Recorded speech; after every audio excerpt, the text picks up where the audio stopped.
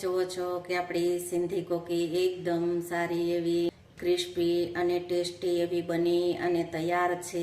Hello friend, તો તમારું સ્વાગત છે મારા રસોડામાં। તો અવનવી વાનગી જોવા માટે ચેનલને સબસ્ક્રાઈબ કરો। જો મારો વિડીયો ગમે તો વિડીયોને લાઈક કરો, શેર કરો, કમેન્ટ કરો। બાજુમાં રહેલ બેલ આઇકનને દબાવો તેથી નોટિફિકેશન તમને રોજ મળતું રહે। આજે હું તમારી સાથે શેર કરીશ સિંધી કોકીની રેસીપી। તો ચાલો શરૂ કરીએ રેસીપી।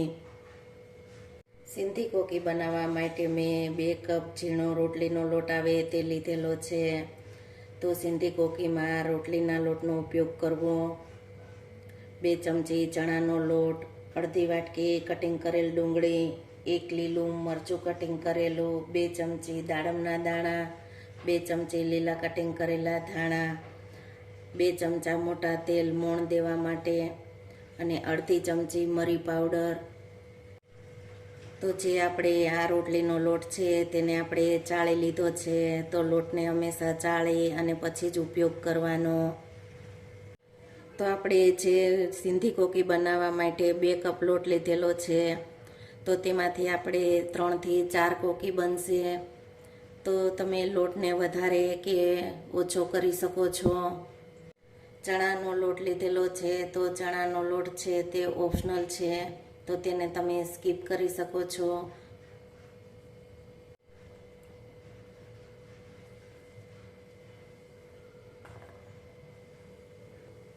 મરી પાવડર, મરચું, સ્વાદ પ્રમાણે મીઠું। તો આમાં તમે સૂકું લાલ મરચું પાવડરનો પણ ઉપયોગ કરી શકો છો અને અજમાનો પણ તમે ઉપયોગ કરી શકો છો। અડધી ચમચી હળદર પાવડર, અડધી ચમચી ધાણા જીરું પાવડર, 1 ચમચી જીરું। તો આપણે આ બધી જ વસ્તુને સારી રીતે મિક્સ કરી લેશું।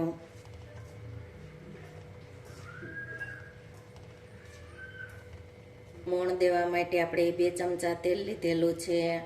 તો તેલની જગ્યાએ તમે ઘીનો ઉપયોગ કરી શકો છો, તો તમે ઘીથી પણ મોણ દઈ શકો છો।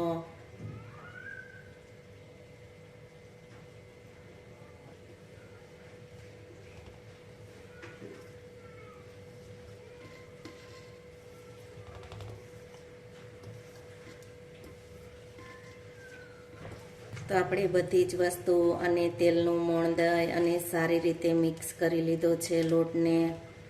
હવે આપણે લોટને કઠણ બાંધી લેશું। લોટમાં આપણે થોડું પાણી ઉમેરી અને પછી લોટ આપણે બાંધશું। તો બધા જ પાણીનો ઉપયોગ આપણે એકસાથે નહીં કરવાનો અને કોકીનો લોટ આપણે એકદમ કઠણ બાંધવાનો છે, જરાય ઢીલો લોટ નથી બાંધવાનો। તો આ રીતે આપણે થોડું પાણી ઉમેરતા જાશું અને લોટને બાંધતા જાશું, તેથી લોટ આપણો એકદમ સારો કઠણ એવો બંધાય। કોકીનો લોટ હંમેશા કઠણ જ હોય છે। જો ઢીલો લોટ બાંધશો તો કોકી સારી નહીં બને। તો તેના માટે આપણે લોટને એકદમ કઠણ બાંધવાનો, તેથી કોકી છે તે એકદમ ક્રિસ્પી બને। તો આપણે એકદમ કઠણ એવો લોટ બાંધી લીધો છે। તો લોટને આ રીતે કઠણ બાંધવાનો। તો તમે જુઓ છો કે લોટ છે તે એકદમ કઠણ છે। તો કોકીનો લોટ આ રીતે કઠણ બાંધશો તો કોકી એકદમ સારી એવી બનશે। તો આપણે આ લોટમાંથી 4 લુવા કરી લેશું। તો આપણે આ રીતના 4 લુવા તૈયાર કરી લેશું। તો આપણે આ રીતના એક સરખા 4 લુવા બનાવી અને તૈયાર કરી લીધા છે। તો હવે આપણે કોકીને વણી લેશું।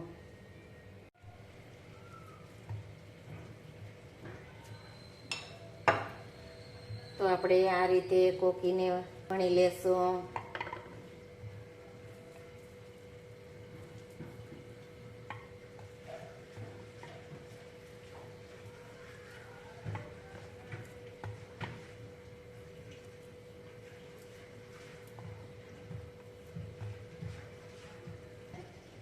તો તમે જોઈ શકો છો, તો આ રીતની કોકી આટલી જાડી રાખવાની અને આ રીતે વણી લેવાની।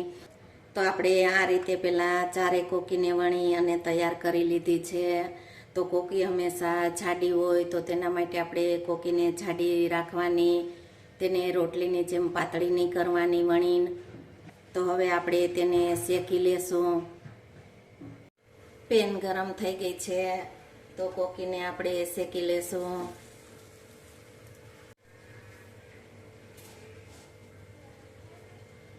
તો આપણે તેને આ રીતે બીજી સાઈડ પલટાવશું.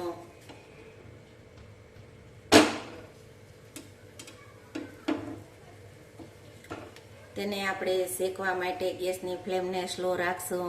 મીડિયમ ગેસની કે હાઈ ગેસની ફ્લેમ ઉપર શેકશું તો ઉપરથી ન શેકાઈ જશે અને અંદરથી કાચી રહેશે. તેના માટે આપણે ગેસની ફ્લેમને સ્લો રાખી અને તેને શેકાવા દેશું, તેથી એકદમ સારી એવી શેકાય. શેકવા માટે આપણે ઘીનો ઉપયોગ કરશું. તો ઘીની જગ્યાએ તમે તેલનો પણ ઉપયોગ કરી શકો છો. તો આપણે ઉપરથી આ રીતે ઘી લગાવશું, તેથી ટેસ્ટ એકદમ સારો આવે અને એકદમ ક્રિસ્પી બને. તેને આપણે બીજી સાઈડ પલટાવી લેશું. આ સાઈડ પણ આપણે આ જ રીતે ઘીનો ઉપયોગ કરશું. આપણે આ રીતે તાવીથાથી કોરને દબાવશું તો કોર ચડી જશે, કાચી નહીં રહે. તો આ રીતે કોરને આપણે દબાવતું રહેવાનું, તેથી કોર કાચી ન રહે.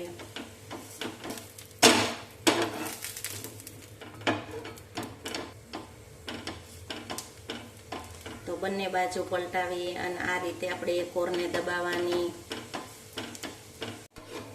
તો તમે જુઓ છો કે આપણે એકદમ સારી એવી કોકી શેકાઈ ગઈ છે. તો તમે જોઈ શકો છો. તો આ જ રીતે આપણે બધી જ કોકી શેકી લેશું.